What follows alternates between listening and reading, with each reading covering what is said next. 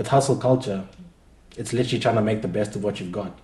Literally, just do it. That's the legit motto. In our family, we have a rule. If you don't make a mess, your food isn't good enough.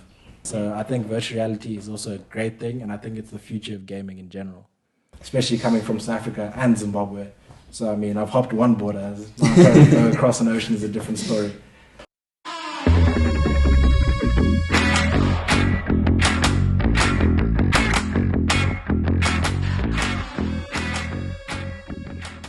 Cool, and welcome back to the Fundamental Podcast. It's your boy Andrew with your boy Trizzy. And what's up? And today we've got a fantastic guest. His name's Marcel. Hi, nice to meet you guys. Welcome to the podcast. Oh, thank you for having me. Yeah, it's going to be great. So do you want to introduce yourself for our audience? Yeah, no, so I'm Marcel Moyo. I was born in Zimbabwe. Grew up there until I was about 9 years old. And my family moved to South Africa. Spent most of my life in Dainfin. That's out of Four Ways. And since then, literally, I've just been trying to build myself up because, money's been an issue. So that's how I ended up in my entrepreneurial side of things. So that's pretty much how I grew up. And No, fair, bro. Necessity. Necessity, the mother of invention, for sure, bro. Hustle, bro.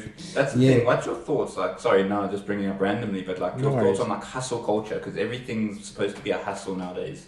Yeah, no. So especially coming from Zimbabwe, there's a huge hustle culture there because obviously economically they're not doing so well. So they've come to South Africa trying to make a living from this, for themselves. Yeah. And essentially with hustle culture, it's literally trying to make the best of what you've got. So I've taken pieces of that and put it into my own life, especially with the help of my business colleague. That's how I ended up starting this clothing brand, McSauce. He literally, just do it. That's the legit motto. Yeah. And that's how we began getting things together. Not going to have a problem with that, but yeah. Just copyright. Yeah. No, but that's great, bro. So you speak any Shona, anything like such, or? Yeah, so funny enough, one of the coconuts of the family, so in the household we speak Ndebele and Shona, and a bit of Zulu here and there. But unfortunately I never caught on to the languages. So I'm just that kid where they'll literally speak whatever they want to say, but I'll understand what's going on in the background. That's rude. That's the same thing, bro. I feel you on that. As long as you understand, that's the most important. Exactly, yeah. So majority of the time, in terms of family life, it's been always a little bit of a disconnect, especially in the black community, because for example, if you go to the shops, people will be like, oh, okay, they'll start speaking Zulu or Xhosa, whatever the case may be, and expect you to understand just because of the color of your skin. Sure. Yeah. That's crazy.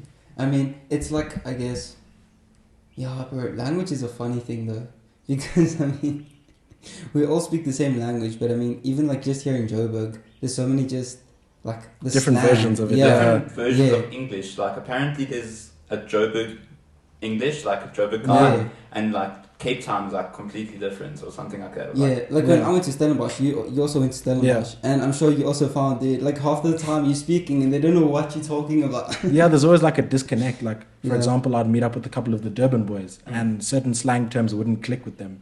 For example, a guai. Some people call it an enchi, whatever the case may be. What? Yeah, an enchi. And you'd sit there confused and be like, oh no, pass me an enchi. And they'd be like, what the fuck is that?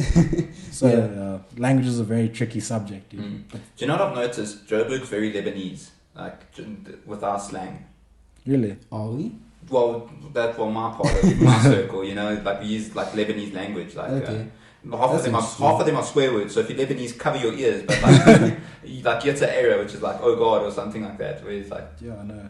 I won't lie, Joburg has the most creative slang for me, dude. Because personally, imagine hearing Yita Ira, you're probably what the hell? What does that even mean? It sounds like it's from a cartoon or something, dude. Yeah, but it's a legit language though, but yeah. Exactly, yeah. And especially going back into the Stellenbosch thing, there was a whole disconnect in terms of culture because it's a very Afrikaans society, very small town, very close cliques and all that kind of stuff. So I also noticed being there as a black individual, there's also a small group of us coming together just purely based on the color of our skin. But with that, there was also that diversity because, like I said, with language, you just didn't see eye to eye. And obviously that led into other issues that, for the sake of the university, I won't get into. Yeah. But that's just my personal experience. It's a lovely town, lovely people. I definitely recommend it for anyone that would go. Yeah. Tips off nuts, baby. Marty's. Yeah. Just got a rip anyway, but yeah. But so what are you doing now though? Because you're back here. So currently I've been back for a while, about a year or so.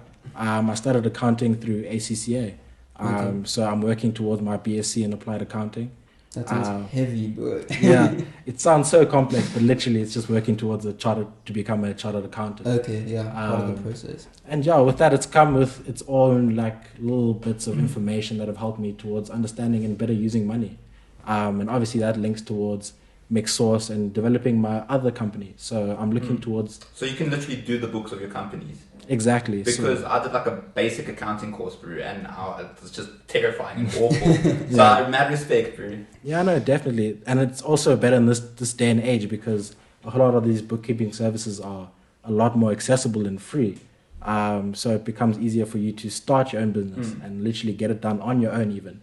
But it's always good to have a partner with you because that added insight definitely does help. And it does, doesn't narrow your perspective. Surely. Exactly. It definitely broadens your horizons more than anything else. And that's why I ended up going into my chef aspect of things called One Man Kitchen. Oh, yeah? So essentially, I looked at it in terms of, if you look at the rich, the first thing you think of is nice house, nice car, great food, and personal chefs. And I thought, in general, most of us would love to have someone cooking for them on a daily basis. So, especially too many noodles, bro. Yeah. Carrying the student community. Exactly. Uber Eats is great, but on the pocket, it's not the greatest. Yeah.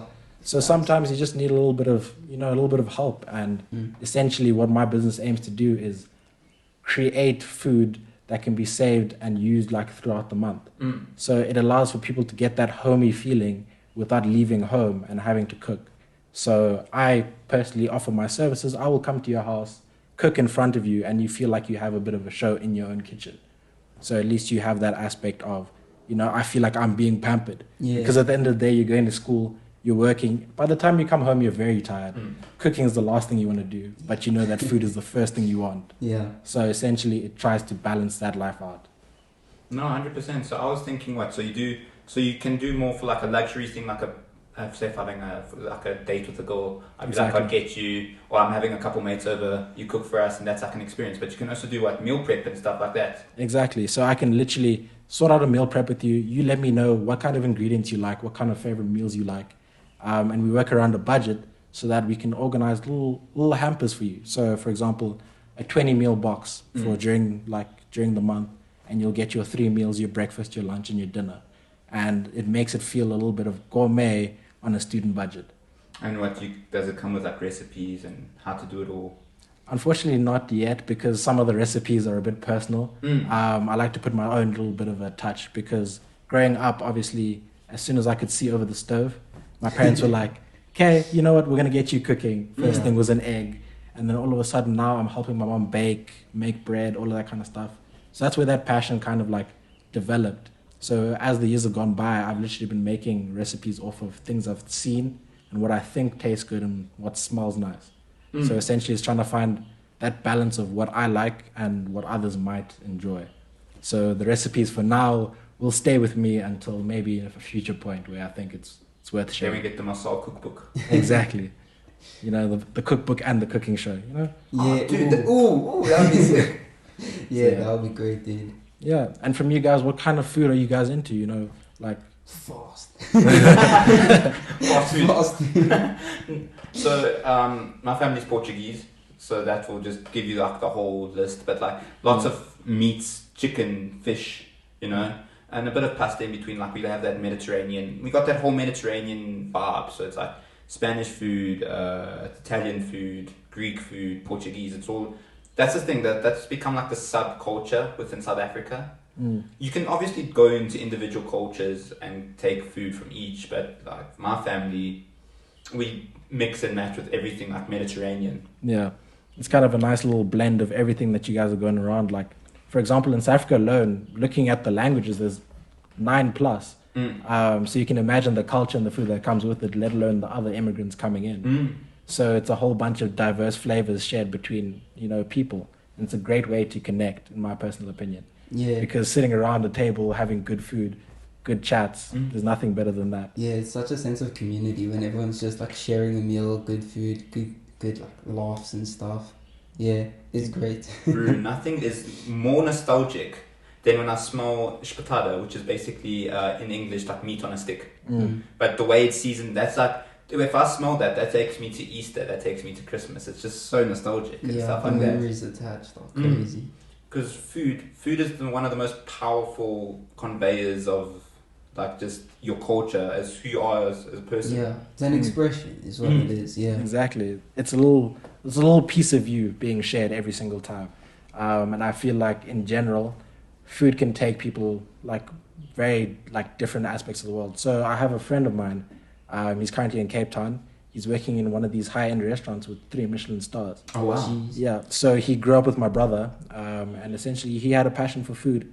And at the time we were growing up in a game reserve. So obviously you've got that local meat, you've got the tannery, the butchery, the whole 9 yards. So obviously he came in with his own little spin on trying to make African food fancy. So essentially it's just a case of adding your own little spice onto all these nice things. And sometimes you just need a bit of comfort food. Yeah. Good for the mental health, after a bad day. Yeah. There's nothing better. So what would you rate? So if we had to live a day in Marcel's life, what's your perfect breakfast, lunch, and supper? Like, what's your go-to foods? Oh, definitely. In terms of breakfast, I'm not a big breakfast eater, but definitely poached egg on toast with avo definitely hits the spot. The avo makes it. The avo definitely hits different. Yeah. Lunch-wise, I like to have a decently big lunch, but I'm a huge fan of pastas. Pasta and chicken, a little bit of a chicken parmesan. That hits the spot. Which pasta though? If we're gonna get into I would say tagliatelle. Tagliatelle. Okay. It holds onto the sauce a little bit better, so at least you get not like spaghetti, which is a bit. It's a bit like thin and flimsy and all that kind of stuff. And then in terms of dinner, I'm a big fan of stews. So oxtail stew is definitely a great hearty meal, and it's something that we grew up with a lot because my dad, he loves to cook. And his way is like fast food, literally fast but slow, Yeah. So he'll let that stew the whole day. We'll sit every Sunday, and he'll have his cast iron pot. Literally chucking oxtail, potatoes, carrots, the whole 9 yards over like Malawian rice. So to give like a description and understanding, Malawian rice is basically, it's got the texture of sushi rice, that soft and silky kind of consistency. Yeah. So it feels like it soaks up the sauce a lot. So definitely 10 out of 10, my favorite meal. Sounds good. Yeah. And then in terms of dessert, one of the first desserts I ever learned to make was cheesecake. And it became a staple. So strawberry cheesecake, 10 out of 10. Baked or fridge? Fridge. I respect that. Fair. So could you make like a mean poiki? Or To be honest, the last time I made a poiki was actually in high school. And to be honest, I'm not a big fan of them.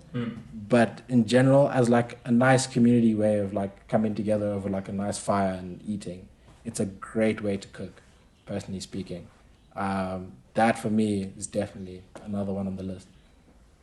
And also, like, you obviously mentioned like your parents, your family is always an important inspiration. But outside of that, was there any chefs or any other people in your life that really inspired you to go like down the route of food? Honestly speaking, so growing up, we also spent a lot of time watching cooking channels. So definitely Gordon Ramsay, Bobby Flay, Jamie Oliver, they were big influences in the way I cook. So they definitely helped a lot in terms of the fundamentals. Yeah. But I think that family takes over in this regard because of the fact that in our family, spice is key. So we have a whole cupboard filled from top to bottom with spices. So yeah, family is top tier. And actually going into family, also just to sidetrack, they've helped in terms of trying to get me to go abroad with my cooking as well. oh wow, really? Yeah, but obviously immigration is also another bit of a tricky subject, yeah, especially coming from South Africa and Zimbabwe. So I mean, I've hopped one border. Now trying to go across an ocean is a different story. So yeah. What would you say is like the biggest sin in the kitchen? The biggest sin in the kitchen? Ooh, that's a tough one. I would probably say double tasting your food. Oh, okay. So, for example, you take your spoon, you taste it, Yeah. and then sticking the spoon right back in. For me, it's a pet peeve, just personally. Yeah. But at the same time, like with cooking, I love it. Mm. Dishes, I hate them. Yeah. But literally, like in our family, we have a rule: if you don't make a mess, your food isn't good enough. Oh, that's smart. Because Yeah. I was about to say, bro, I want to put a piece of me, not just my, you know how they say the secret ingredient is love. So if I'm double dipping, bro, it's just, it's a secret sauce, you know? Just an extra bit of you. Yeah, that's what I'm saying. It's the love's in there. And I'm joking. The love and the COVID. Straight up, bro. But yeah, no, but that's when you can, if you have siblings, you negotiate. So in my household, I was the pro cleaner. So like dishes, cleaning in general, that's my job. Just cook for me because I burn water. I can't imagine your 2-minute noodles. Bro, like I had to get a tutorial, like I had to, you know, get like someone had to show me how to make it properly. I'm joking, no. No, but no, they're right. They're average, but like, don't ask me to make too much stuff. You know what I mean? Exactly. But yeah, I always get people to cook for me. So Yeah, and then looking in like your university life, what is your kind of like day-to-day eating routine? Do you guys ever get like a full 3-course meal throughout the day, or do you miss some in between because of how busy the life can be? Ooh, no, I make sure I eat at least 3 times a day for sure. Mm. If not more, it depends on the day. But yeah, you know, breakfast I'll eat like maybe like 2 bowls of cereal, like 1 bowl of wheat pix, 1 bowl of muesli. Then for like lunch, I'll have like a few things. Like maybe I'll have a sandwich and 2-minute noodles and like some leftover from the previous night's dinner or something. And then dinner, that's like the main meal of the day for me for sure. Mm. That's where we like actually make real food. You know what I mean? Yeah. Yeah. when I was living on my own back in first year, like the struggle, that was a struggle because like. Oh yeah, no. When I was living by myself, that's completely different. Yeah. But like at home, yeah. Mm. But yeah, living by yourself. I try to make some wheat picks in the morning, you know, whip that up. Mm. Shout out wheat picks, but and then like I might sound crazy, but I'd make scrambled eggs in the microwave. Then I'd put that in 2-minute noodles with a bit of Vienna's. Like, Yeah. that was like sick. That was like, oh, I'm just Yeah, a chef. chef. Guys. Yeah, that's what it is. Post that on Instagram, just like, yeah, I know what I'm doing. Yeah, but the egg goes well with the noodles, bro. It Yeah, really no, does. 100%, dude. No, that sweet chili sauce. Ooh, Top I tier. should try that. That sounds You should, incredible. Yeah, no, definitely, dude. And also in terms of food, like my other pastimes is gaming. So currently I've been caught up in the whole stream of Apex Legends. What is that? So Apex Legends is one of the newer battle royales. Okay. Came up after Fortnite, and it's based around these special legends with their special abilities, who came together from different backgrounds, trying to find a way back to their families, battling it out, Yeah. trying to, redeem their names and all that kind of stuff. So in terms of EA, the best thing they've ever done in terms of that game is the storyline behind it. But for me, it's literally the cleanness of movement, the game fighting, and it's got a way better time to kill than Call of Duty. No, Personally, 100%. I'm against Warzone, 100%. Them and their big updates. It's not keen, dude. And It's what not- console are you on with that? I'm currently on Xbox. Okay, cool. No, because it's sick, bro. Because like obviously there is story, but most of the time you're just going on just to chat to your friends and like mess around and Yeah. like it gets competitive, bro. It's like that's the Yeah. thing. Like, have you ever thought of going competitive or like trying? Yeah, no. So currently, my friend Lucedi and I we're working towards starting up our own organization called Steenernizers. And we're trying to compete coming up on the 20th of October. A little small gaming community set up by Metal State. So Okay. they run up a couple of tournaments, or whatever the case may be. They actually were in cohorts with Incredible Connection for the most recent tournament that was played. I think the final was the 13th of October. 100,000 Rand prize pool. Wow. That's some Yeah. real money, dude. Yeah, man. So, for me, Apex is a big thing, especially in South Africa. But one of my pet peeves is the fact that it doesn't get enough attention, especially in South Africa, because of the fact that if you go to the UK, the US, the servers are getting you like 20, 30 ping.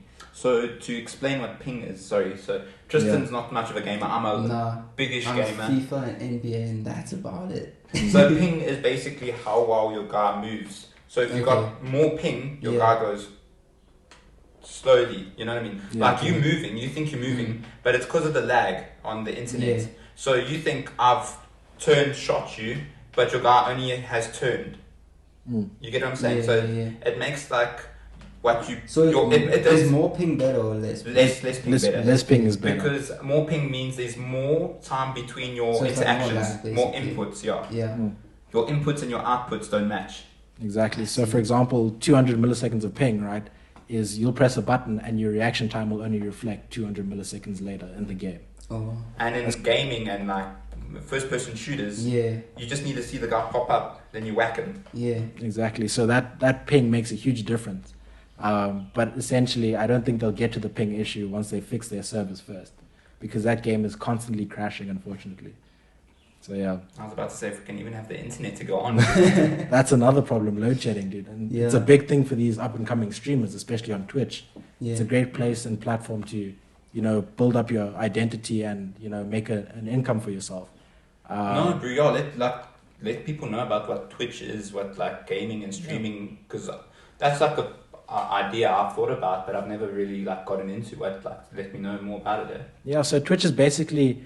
It started off as a gaming community, right, of live streaming yourself playing different games. So it became mostly popular for Fortnite with streamers such as Ninja, who would compete in these LAN tournaments, so local access network tournaments, right? Yeah. And essentially it gives people a platform for entertainment. So people who don't have necessarily the access to the game can also enjoy other people play it, experience pros, get tips, the whole works. So it's definitely a great platform. For me, one of my favorite streamers, especially in South Africa, is Tendo Plays. Oh yeah. Lovely guy, he's in the Joburg area, and he loves to interact with his community. He's almost community first, game after. So he gets that nice mix of banter along with the gaming aspect of it. Tendo, please come on the pod. Shout out Tendo. Shout out Tendo Plays, bro. Bro, I also wanted to ask you. So there was a movie that came out recently called Free Guy. I don't know if you've watched it. I haven't actually. With Ryan Reynolds. So anyway, basically, spoiler alert for all of you people. So basically the premise is like, he's a non-playable character in a game, but because of artificial intelligence, the people that created him, now he's actually like developed emotions and stuff, and now they're going to like close the game or whatever, and he's got to get out, and it's like you got a free guy because his name is Guy, because he's just like a random guy. Yeah, it was crazy. So when you were talking about earlier with like how the game actually had like a good message with like everyone coming together and stuff, I was like, yeah, I mean everyone is just like, oh, it's just gaming or whatever, but I mean it's gaming. It doesn't have to only be just gaming. Exactly. Sorry, not to interrupt you guys, no but worries. Like, gaming is one of the best ways to tell stories. That's why. Yeah, that's exactly what it is. It's storytelling. It's the best kind because it's interactive. Yeah, in that sense, you get to be a part of it. Yeah, 100%, dude. And like good games have great stories. Like for like one, I can't stop thinking about it. It was like, for example, God of War PS4. Oh, that was by far my favorite, dude. Literally the storyline, even with the newer ones, dude. Literally, as you're going along, you're experiencing and learning new things about like Greek mythology and all that kind of stuff. And it's nice, especially like, for example, looking at Call of Duty, how they've taken real life events, like for example, the wars, people going into Iraq, all that kind of stuff. It's great to like learn new things as you're almost interacting in that kind of sphere from the safety of your own home. Yeah. That makes sense. And for people, like a lot of people, it's a great creative outlet, because there's a lot of people who, they want to try and get into other people's like point of views in terms of how they see things and perceive things. So it's great to see other people coming up with crazy ideas, like role-playing games. I don't know if any of you have played Skyrim. Yes, I love Skyrim, dude. Yeah, no, the fantasy of it, just the aspect of being something that you're not, Yeah. It takes you to a different world. Yeah, bro. Basically, so this game is like medieval. You got a sword, you got a shield, you're fighting dragons and castles. But you know what's so crazy about these stories? Let me just put it in perspective. They got like their own world, their own religion, their own politics, their own political struggles. Like half, like I'd say, not even like 10% of the game is just a whole civil war portion. They're having like a inner conflict between their country. Yeah. On top of the fact that dragons are just burning the place. Yeah. But you know what I mean? Like it's like so like crazy and like I'd say like creative, what people can do with games and stuff, bro. Yeah. Especially it's a big industry, and unfortunately, like especially with the older generations, I feel like they see it almost as like a waste of time almost. But there's so many benefits to gaming that come along with it. Like I can just imagine the hand-eye coordination that comes with it. I don't know if you guys have seen the game Osu. So basically, it's a click matching game. So you know piano tiles. Yes. Yeah. So they play a song, and to each beat, you have to match the pattern and the number timing to it. Sure. So, for example, like I can imagine people doing it to Eminem. Like Guitar Hero sort of vibes. Exactly. So it develops different parts of your brain. Yeah. Embraces the creativity of it, and you know it has so many benefits that I can't even begin to get like into. mental health, it's a nice escape. Exactly. You know, like I'm not saying people should escape from their problems. They should face it. That's probably the healthy response. But sometimes you can't face everything all the time. You need to just take that step back. Yeah, take a Exactly. break. I would hit that. Sponsor us. I feel like this is just a sponsored podcast, you know. But yeah, no, definitely, it brings in a new aspect of just balancing people's lives, because you can imagine going through a rough day at work every day. You just need that little bit of a break, you know. Yeah.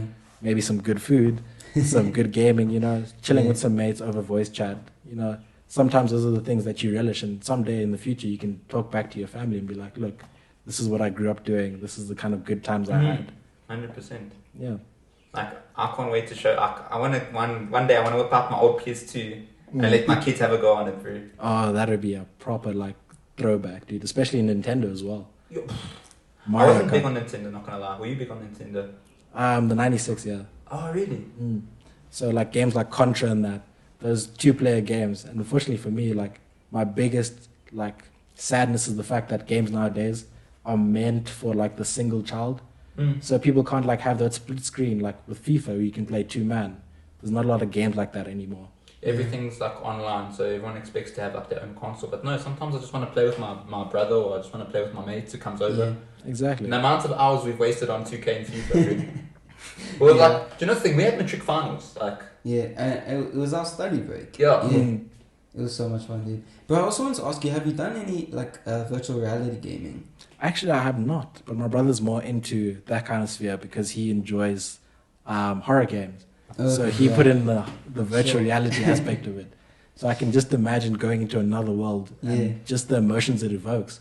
Yeah. Because like just in general, I'm a good fan of horror movies, but I also get my fair share of scares. Yeah. So I think virtual reality is also a great thing, and I think it's the future of gaming in general.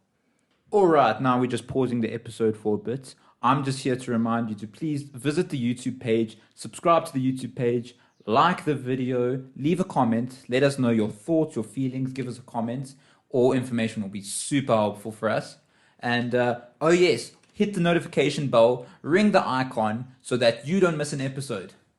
Yeah, and also please follow us on Instagram at _fundamental_podcast and like our photos, leave some comments, and watch out for all our latest clips as well as behind the scenes pictures and clips. Cool, back to the episode. Cool, and we are back at it again. This guy made me hungry. I'm not gonna lie. I was talking about food. I was just like, damn, I need to get some chow on me. So we are back, bro. Yeah. And you're chatting about gaming beforehand, and like I wanted to know what like is affiliate marketing and stuff like that. Sorry, that just like sprung up the mind. Yeah. Yeah, no, so in terms of affiliate marketing, it's just entering into these other companies trying to sell products and stuff. So using your gaming platform, as I mentioned before, Twitch, it's a great streaming platform and it reaches millions of viewers. So affiliate marketing allows for these people to get sponsors. So for example, I know that G Fuel is a big one. It's a gaming energy drink that is used by most of these pro players. So they'll have a little page set up, a little notification on their stream with a little code just so that you can get a little percentage off your next product. So essentially, in gaming, that's a big way of making money besides the donations, the subs, the whole 9 yards. And AdSense in general. Exactly. So your knowledge of Google is important. But I think personally speaking, streaming in Twitch in South Africa, it doesn't necessarily bode very well for most people. and that's why it's a bigger market overseas.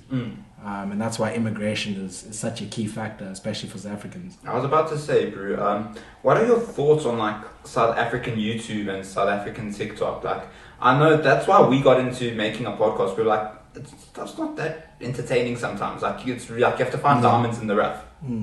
I feel like for us as South Africans going into the YouTube aspect and the TikTok aspect is we have a lot of inside jokes. So we're into like a very select market and that kind of stuff. So it might not be entertaining for a lot of people. And when we try to reach out to those other people, we end up falling like way behind. Like for example, I'm sure you guys have seen when people go to universities, asking girls questions, that kind of stuff, pick up lines, the whole 9 yards.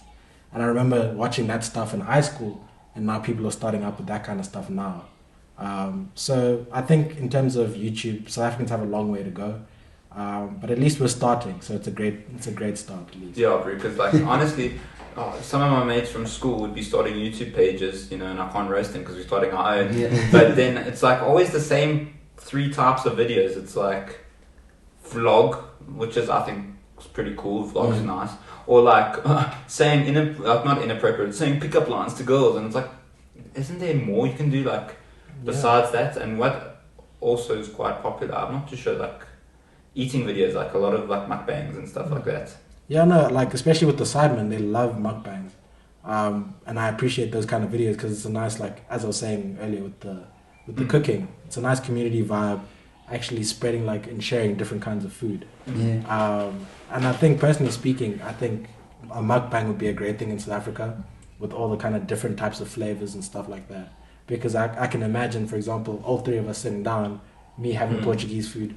You, for example, you come through with your 2-minute noodles. I'll come through, for example, with chicken livers. Something, a little bit of different flavor, get a different aspect for everyone's life. And I think that YouTube is a big one in terms of like spreading people's personal like lives, like you mentioned with the vlogs. But I've noticed with vlogs they get very repetitive. It's that wake up, eat well, gym, work, and then there's nothing in between. And unfortunately, like for people starting, we're not doing much, especially with COVID and lockdown.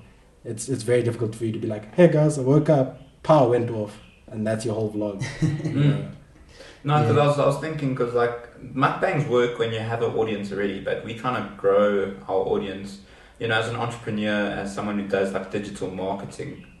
Well, like any tips or tricks you'd say? Yeah, so essentially, this comes into hand with Dream Media. Another company that I'm part of, started by my brothers. It's a digital media agency, and they're based around the whole idea of bringing people's dreams to reality, and creating a network for people to interact and spread their ideas. So essentially, my biggest tips are outsourcing and the people who because essentially every artist has their own touch on these things. So you might not see eye to eye in terms of what kind of designs you want, whatever the case may be. But in terms of spreading out your message and who you are, the best thing is trying to relate to people, because at the end of the day, your market is other people. Yeah, that's true, because like you're not just selling to the computer screen or whatever you're talking to, you're actually selling to real people that want to hear your story and the story of the product. Basically, So at least, now in terms of digital media, it's another way of, creating another platform to connect in other ways. Because in general, face-to-face interactions are far and few between. So you literally going to promote a product door to door, like it's very rare. So digital media, I believe, is the future for more than just media itself, but for other companies wanting to get themselves out there. Yeah. So in terms of Dream Media, you say they like provide a community. So is it a website where the like different artists or whatever can interact, or how does it work? Yeah. So basically, the way it works is it's essentially like a service website. Is it a drop servicing? It is working towards that kind of aspect. So essentially, it's still in its kind of like processing stage. But currently, as it sits with the members that we have, we design websites, graphics, if you need a logo, etc., etc. So your posters, events, the whole 9 yards. But what it's working towards is trying to give the little guy a chance to make money. Essentially, working towards almost a Fiverr model, but essentially in an African, state of being. Because in Africa, there's a whole untapped market, but a lot of people don't have access to the internet or jobs or whatever the case may be. Yeah. So essentially, it's trying to bring them into our space and give them a chance to, you know, excel in whatever they may do. So that's how it's basically run. Awesome, dude. It's super interesting, bro. All this marketing stuff and that. Bro, growing like businesses and stuff like that is Yeah. hectic. I can't even really. Yeah. Yeah. Sometimes you just need to start, you know. A lot of these things take time, and you tend to overthink these things. And I remember watching a podcast about this guy. He met up with a billionaire and regarding trading and whatever the case may be. And he was talking about, you know, his trade analysis and whatever the case may be. And the billionaire said, you know, when it's going to the top right corner, it's going up. When it's going to the bottom right, it's going down. Yeah. And I mean, you sit there and you think, well, it's too simple to be true.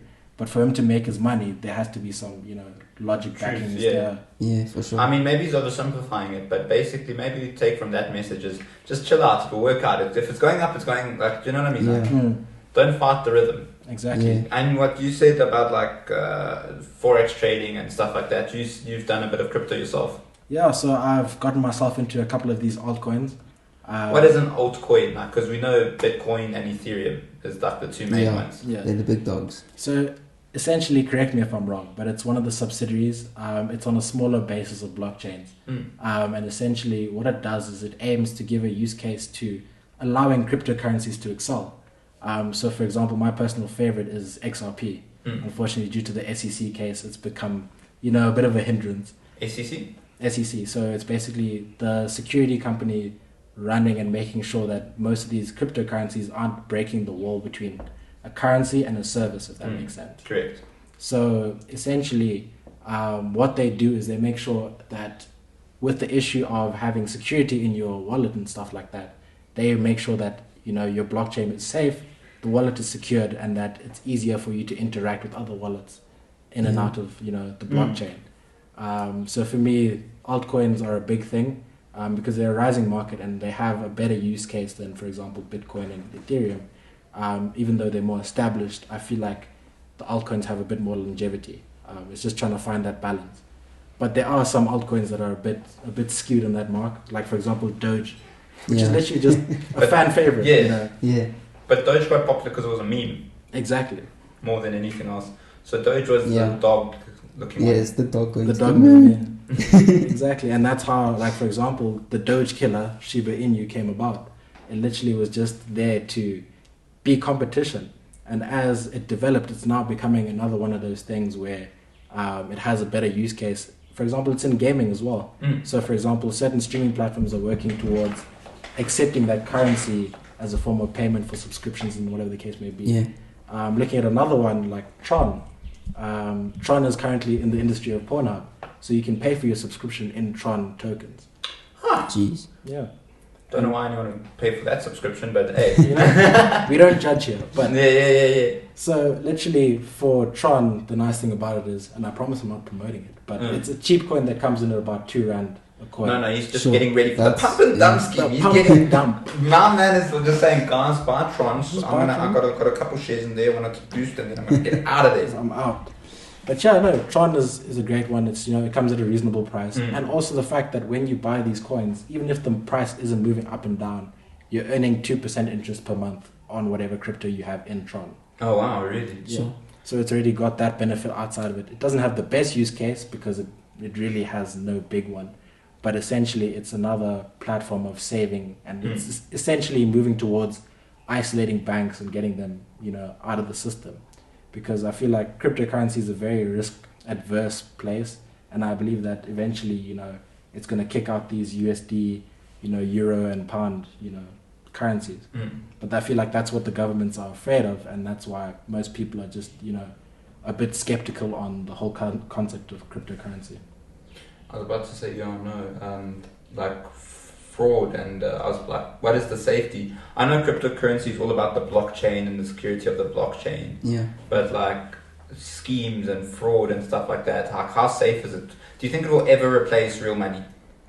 I don't think it will ever replace real money, purely because, and this is a conspiracy theory on my end, but I feel like I don't believe that the governments will allow people to have that kind of, you know, effect on the day-to-day running of everything. Because in cryptocurrency, there's too many of them. they're too widespread, and the value of them is already higher than the prices of gold, which is basically the gold standard of the US dollar. So as America is sitting, I don't think they could accept giving up their first world giant status to some random guy living in, for example, Europe. You know that. And what do you think of the possibility of, like, as you say, they don't want to give up like the US dollar for Bitcoin or something, but what if each country made a digital version of their currency? So like the US dollar US coin. dollar coin, yeah, something like that. Yeah, so currently actually the US dollar started with that. They have what's called the USDT. So it's the US dollar token. It's basically same kind of vibe. They literally just put the US dollar into the cryptocurrency sphere. Valued the same way. And I believe that, they're moving towards it just to stay within the times. Yeah. But there's too many conflicting views at the moment. So in an instant like this, it could literally just be non-existent. And that's the biggest problem with a lot of these currencies. Like, for example, like SafeMoon. A lot of people were so into it because of how high it was traveling up and down. But literally, if someone decided, you know what, this is more of a security, which is what the SEC is working to, establish, then we could end up with a problem where a lot of people are losing their money. Yeah. And when that happens, then obviously the cryptocurrencies will fall as a result, because now people are losing trust. Yeah, it's all about trust. Facts, dude. Yeah, that mutual agreement of the value, Exactly. whether it's digital or physical. So. So are you trying to be that guy one day sitting in the middle of Europe with all the Bitcoin and whatnot? Of course, currently my biggest investment is Shiba Inu, because at the start, obviously, you put in your little pieces of money here and there. So, for example, 50 Rand at the time that I bought would have given you 400,000 coins. Jeez. So if that hits 1 Rand, you've taken 50 Rand and made it 400,000. Wow. So that's insane. Exactly. And there's a lot of people, especially like watching the blockchain and all the sell orders and the buy orders, there are a lot of people with the recent jump, which has gone up 3x, they've literally withdrawn about 12 million coins. So you can imagine what their actual wallet is looking like. Some people could end up with a couple billion, couple of trillion. So if something were to hit 1 Rand, I don't think there is enough money in the world to pay out all those people. Yeah. Because as I remember, I think there's about 1 billion people in the market for Shiba Inu. So it's a huge market with a lot of money potential. But it's just trying to find the value, because unfortunately, because there's so much interest, the value goes down.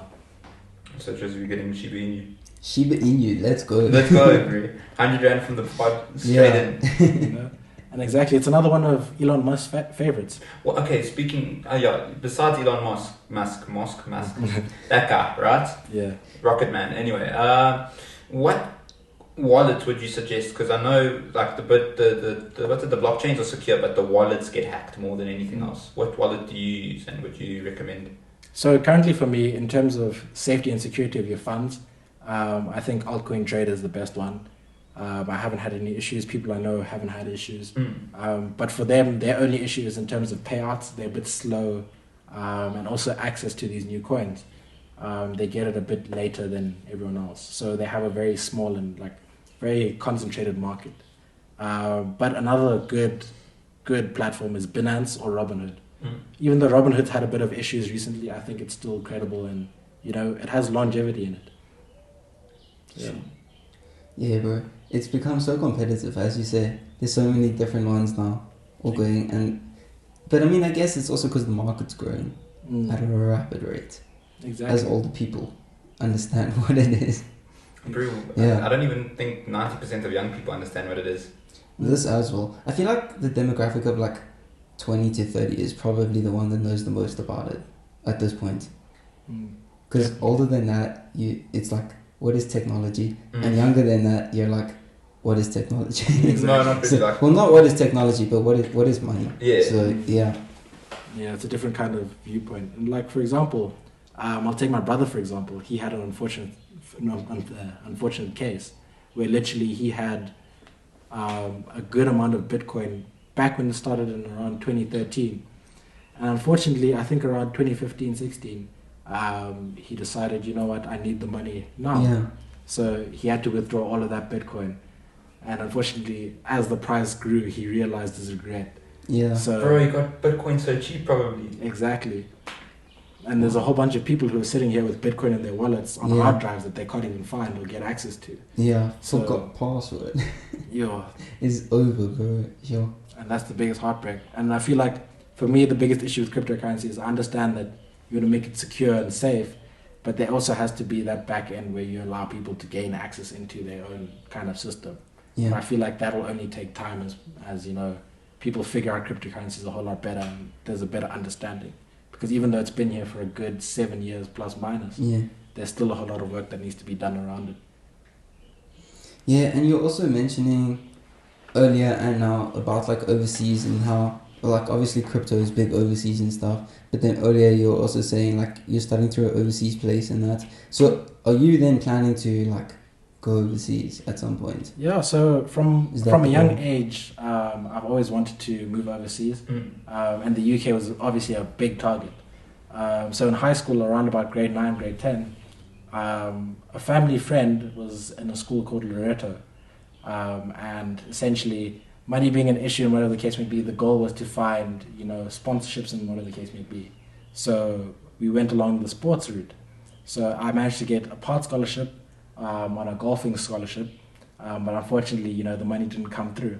So that unfortunately happened. And then in my first year of Stellenbosch, my aunt decided, you know what, I'm just gonna pay for you to apply to go study, you know, in the UK. If you decide, but you just have to figure out the funding. Yeah. Got accepted to the University of Aberdeen. Oh, wow. Couldn't go because obviously funding came through as a result. Sure. Yeah. And things like visas and stuff, they're a huge expense. Travel costs, like standard of living, you know, all these things play a huge factor. And obviously with Scottish heritage and Dutch heritage, there's been a whole lot of, you know, little bits of issues coming along. For example, looking towards the Scottish side, from my dad's side of the family, he's basically coloured from his grandmother. So she is black and the granddad is white, right? So he's got the Scottish ancestry. So the goal was to get it down to my dad so that we'd receive it as a secondary. But the issue is now, because my grandmother has an issue with her father, and the whole beef around that, she's withholding information in terms of Sure. his identity and kind of stuff like that. So all we know currently is the fact that his name is David Howes, but we don't know his date of birth. You know, we know his place of origin, but we don't have any documents because she's got Yeah. it somewhere Yeah. hidden, wherever the case may be. So essentially, we've been always trying to be like, yo, grandma, you know, please just help us out. Yeah. But unfortunately, she's like, no, you know what? It's fine. No, you don't need to worry about that. You guys will be fine. Just stay here.